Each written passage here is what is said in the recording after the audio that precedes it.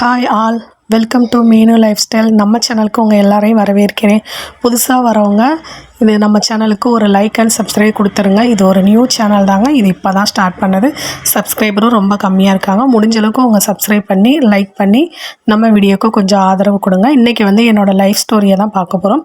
Life ஸ்டோரியை ஒரே வீடியோவில் பார்க்க முடியாது. பார்ட் 1 பார்ட் 2வாக போடுறேன். இப்போ ஸ்டார்டிங் என்னடா, நான் பிறந்த ஊர் ராஜபாளையங்க. ராஜபாளையத்தில் நான் +2 வரைக்கும் தான் படிச்சிருக்கேன். நான் +2 படிச்சுக்கிட்டு இருக்கும் போதே நிறையா பொண்ணு கேட்டு வந்தாங்க. அப்போ எங்கள் அம்மா 18 வயசு ஆகலைன்னு சொல்லிட்டு யாருக்குமே கொடுக்கல.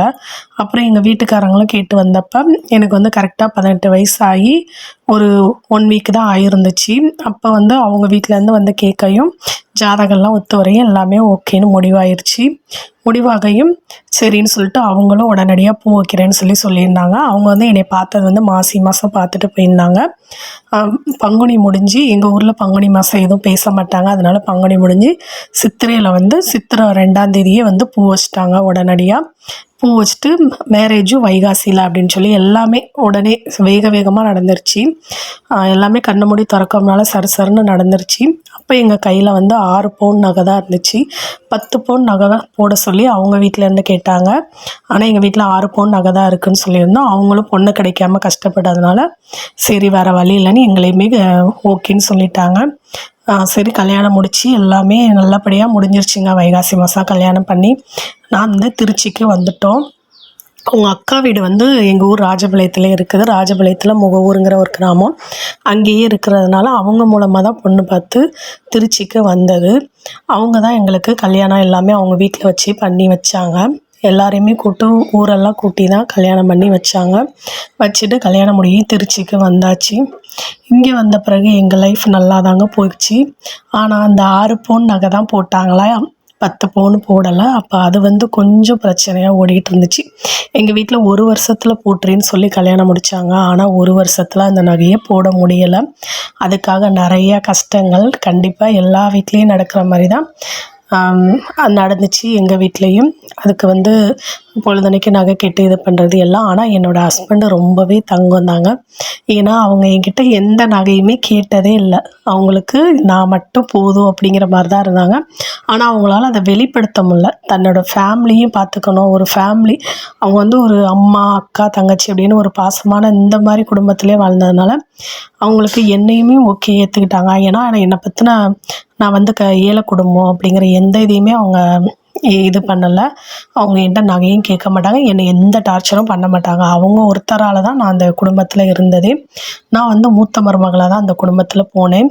ஆனால் எந்த பிரச்சனையும் இல்லைங்க. நான் அப்போ 18 வயசு, நமக்கு எதுவுமே தெரியாதுங்கிறதுனால யார் என்ன சொன்னாலும் அழுதுட்டு ஒரு சின்ன விஷயத்தை கூட சாதாரணமாக எடுத்துக்கிட்டு இப்படியே என்னோடய லைஃப்பை ஓட்டிட்டேன் கொஞ்சம் கொஞ்சமாக. ஆனால் இது எல்லா நேரத்துலேயும் நமக்கு சரிப்பட்டு வராது. அப்பப்போ நம்ம ஏதாவது சொன்னால் கூட எதிர்த்து பேசாத அளவுக்கு ரொம்ப அமைதியாக அப்படியே இருந்தேன். ஹஸ்பண்டே ஏதாவது திட்டினா கூட எதுவுமே சொல்ல மாட்டேன். ஹஸ்பண்டும் சில தப்புங்கள் பண்ணியிருக்காங்க. அதாவது நம்ம ஏதாவது ஆசையாக கேட்டால் வாங்கி தராதது, இந்த மாதிரி தப்புலாம் நிறையா நடந்திருக்கு. எது கேட்டாலும் வாங்கி தர மாட்டாங்க. என்ன சொல்லுவாங்கன்னா, நான் ஃபஸ்ட்டு என்னோடய ஃபேமிலி எல்லாருக்கும் சேர்த்து தான் வாங்கி தருவேன், உனக்கு வாங்கி தர மாட்டேன் தனியாக அப்படின்னு சொன்னாங்க. அப்புறம் அவங்களோட பர்த்டே வந்துச்சு. அப்போ அவங்கள்ட்ட கேக்கு எல்லாம் கேட்டதுக்கு என்ன செஞ்சாங்க, எனக்கு மட்டும் வாங்கி தரக்கூடாது கேக்கு சாக்லேட் அப்படின்னு, எல்லாருக்கும் தான் நான் வாங்கி தருவேன் அப்படின்னு அவங்க வீட்டில் இருக்க எல்லாருக்கும் வாங்கி கொடுத்தாங்க. அவங்க அப்படி தான் இருந்தாங்க ஸ்டார்டிங்கில்.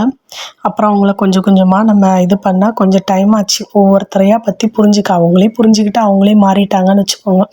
கிட்டத்தட்ட ஒரு 5 இயர்ஸ் கூட்டு குடும்பத்தில் நான் ஒன்றா தான் இருந்தேன். ஒரு சின்ன வீட்டில் நாங்கள் எல்லாருமே ஒன்றா தான் இருந்தோம். ஒரு ரூம் ஒரு ஹால் தாங்க இருக்கும். அதில் மாமனார் மாமியார் நாத்தனார் அப்பப்போ வந்துட்டு போவாங்க. அவங்களும் பக்கத்தில் குடியிருக்காங்க. இளைய நாத்தனார், மூத்த நாத்தனார் தான் ராஜபாளையம் கிராமத்தில் இருக்காங்க. இளைய நாத்தனார் எங்கள் வீட்டு பக்கத்தில் தான் இருக்காங்க. இவங்க எல்லாருமே வந்து போய்கிட்டு தான் இருப்பாங்க. ஒரே வீட்டில் தான் நாங்கள் எல்லாருமே இருந்தோம். என்னோடய மாமியார் நல்லா தாங்க என்னை பார்த்துக்கிட்டாங்க. எனக்கு உடம்பு சரியில்லைனா நல்லா பார்த்துக்குவாங்க.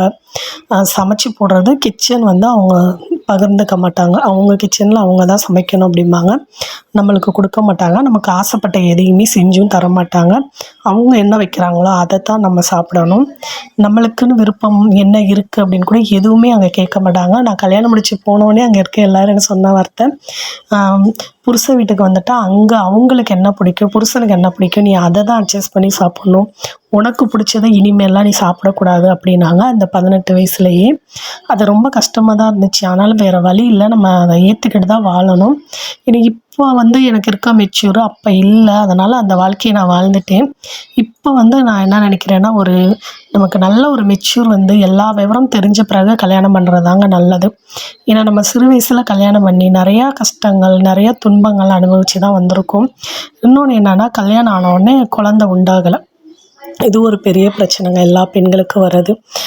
10 மாதம் ஆச்சு. நான் வந்து அதுக்கு இடையில பார்த்திங்கன்னா, டெய்லி காலையில் எழுந்திரிச்சி ஏதாவது ஒரு கோயிலுக்கு அனுப்பி விட்ருவாங்க. வீட்டில் இருக்கவே விட மாட்டாங்க. ஏதாவது ஒரு கோயிலுக்கு போய்ட்டு சாமி கும்பிட்டுவாங்க அப்படின்னு சொல்லிட்டு மாமியாரும் என்னையும் எங்கள் ஹஸ்பண்டையும் அனுப்பி விட்ருவாங்க. 2 பேரும் கோயிலாக அலைஞ்சோம். ஒரு குழந்தைக்காக கோயிலாக அலைஞ்சோங்க. குழந்தை உண்டானதும் அந்த லாஸ்ட் மந்தில் தான், கடைசியில் தான், மாசி மாதத்துல தான் 10 மாதம் கழித்து தான் குழந்தை உண்டாச்சு. அப்புறம் 1 வருஷத்தில் குழந்தையும் பிறந்துருச்சு. குழந்தை பிறந்த உடனே எனக்கு அந்த கேட்ட நகையுமே போட்டுட்டாங்க. அந்த நகை வந்த பிறகு எல்லாமே ஃப்ரீ ஆயிடுச்சு. ஆனால் அதுக்கு முன்னாடி வளைகாப்பு போடுறப்ப பார்த்திங்கன்னா நிறைய பிரச்சனையாச்சு. வளைகாப்புக்கு வந்து இவளுக்கெல்லாம் இதுக்கு வளைகாப்பு, இவளெல்லாம் சும்மாவே அனுப்பிவிடலாம் அப்படின்னாங்க. ஆனாலும் ஒரு வளைகாப்பு போட்டு அனுப்பி விட்டாங்க. ஆனால் அந்த நேரத்தில் நம்ம வந்து நகை போடலை அப்படிங்கிற ஒரு பிரச்சனை ரொம்ப பெருசாக ஓடிச்சு. ஒரு 2 நாள் முழுக்க, வளைகாப்புக்கு நாளும் வளைகாப்பு அன்னைக்கும் நல்லா அழ வச்சாங்க. அன்றைக்கி 2 நாளாக சரியான அழுகை தான் அந்த குழந்தைய வயிற்றில் வச்சுக்கிட்டு நகைக்காக. அப்புறம் மாமியார் போகும்போது சொல்லி விட்டாங்க, நீ நகை போடலைன்னா உன் குழந்தைய நாங்கள் பார்க்க வர மாட்டோம், என் மகனையே விட மாட்டோம் அப்படின்னு. அன்றைக்கி ஃபுல்லாக வீட்டில் போயிட்டு ஊருக்கு போயிட்டு பஸ்ஸில் போகும்போது ஒரே அழுகை தான். ஆனால் என்னோடய ஹஸ்பண்ட் அப்படிலாம் இல்லைங்க. என்னை பார்க்குறக்காக ஒரு வாரத்துக்கு முன்னாடியே வந்துட்டாங்க. எனக்கு ரொம்ப ஹாப்பியாக இருந்துச்சு. உண்மையாகவே அவங்க ரொம்ப ஒரு நல்ல புருஷன் இருந்தால் நம்ம எப்பேற்பட்ட இடத்துலனாலும் வாழ்ந்துடலாங்க. அந்த மாதிரி தான் என்னோடய ஹஸ்பண்டு. அவங்களுக்காக தான் இந்த குடும்பத்தில் இன்ன வரைக்கும் என்ன பிரச்சனை வந்தாலும் கூட்டு குடும்பத்தை பிரிக்காமல் நான் சகஜமாக வாழ்ந்துக்கிட்டு இருக்கேன். இப்படி 1 வருஷம் அப்புறம் குழந்தையும் பிறந்துச்சு. அப்புறம் நல்லபடியாக எனக்கு நகையும் எங்கள் அம்மா அப்பா போட்டுட்டாங்க. அதுக்கப்புறம் என்னோடய வாழ்க்கை கொஞ்சம் பரவாயில்ல, மெல்ல சரியாயிடுச்சு. ஆனால் அதுக்கப்புறம் நான் அமைதியாக இல்லை, நான் கொஞ்சம் கொஞ்சமாக பேச ஆரம்பித்தேன். நம்ம ஏன் எல்லாத்தையும் அமைதியாக விட்டு கொடுக்கணும், இனிமேல் நம்ம பேச ஆரம்பிப்போம் அப்படின்னு ஒரு 6 இயர் என்னோடய லைஃப்பை ஒன்றா அவங்க கூட ஓட்டிக்கிட்டு இருந்தேன். ஆனால் அதில் வந்து அவங்க அப்பையும் நம்மளை ஏதாவது ஒரு சொல்கிறது, நமக்கு பிடிச்சதை சாப்பிட விடாமல் பண்ணுறது, குழந்தை வந்த பிறகு நமக்கு சரியான சாப்பாடு இல்லை அப்படிங்கிற போது அது வந்து ஒரு பெரிய பிரச்சனையாச்சு. அதுக்கப்புறம் தான் நாங்கள் தனியாக வெளியவே வந்தோம். இப்போ நாங்கள் தனியாக வந்து ஒரு 5 இயர்ஸ் தான் ஒன்றா இருக்கிறோம். இப்போ என்னோடய ஹஸ்பண்டு எனக்கு நல்லா ரொம்பவே ஆதரவாக இருக்காங்க. எல்லா இதுலையுமே சப்போர்ட்டிவாக இருக்காங்க. அதனால் எந்த ப்ராப்ளமும் இல்லாமல் என்னோடய லைஃப் போய்கிட்டு தான் இருக்குது. ஆனாலும் அந்த 6 வருஷத்துலேயும் நிறைய கஷ்டங்கள் இருந்துச்சு. அதில் என்னோடய லைஃப் ஸ்டோரியை பற்றி நான் சொல்கிறேன். இன்னும் என்னோடய புகுந்த வீட்டு, பிறந்த வீட்டு லைஃப் ஸ்டோரி எல்லாமே இருக்குது. நான் ஒன்றா போடுறேன். நம்ம வீடியோ பிடிச்சவங்க நம்ம வீடியோவுக்கு ஒரு லைக் அண்ட் சப்ஸ்கிரைப் கொடுத்துருங்கங்க மறக்காமல். ஏன்னா இது வந்து ஒரு நியூ சேனல் தான். என்னோடய ஃபேமிலி ஸ்டோரி பிடிச்சிருந்துச்சு அப்படின்னா கண்டிப்பாக அடுத்து இன்னொரு ஸ்டோரி வேணும் அப்படின்னா நீங்கள் வேணும்னு சொல்லி கமெண்ட் பண்ணுங்கள். கண்டிப்பாக நான் என்னோடய லைஃப் ஸ்டோரி பார்ட் 2 போடுறேன். ஏன்னா அதில் நிறைய கஷ்டங்கள் சோகங்கள்லாம் இருக்க தான் செய்யுது. நான் ஒவ்வொரு விஷயமாக கொஞ்சம் கொஞ்சமாக ஷேர் பண்ணுறேன். எனக்கு லாங் வீடியோவில் எவ்வளோ என்ன பேசுன்னு தெரில. அதனால் முடிஞ்ச அளவுக்கு உங்கள் சப்போர்ட்டை கொடுங்க. தேங்க்ஸ் ஃபார் வாட்சிங் ஆல் வியூவர்ஸ். நம்ம சேனலுக்கு மறக்காமல் ஒரு லைக் அண்ட் சப்ஸ்கிரைப் கொடுத்துருங்க.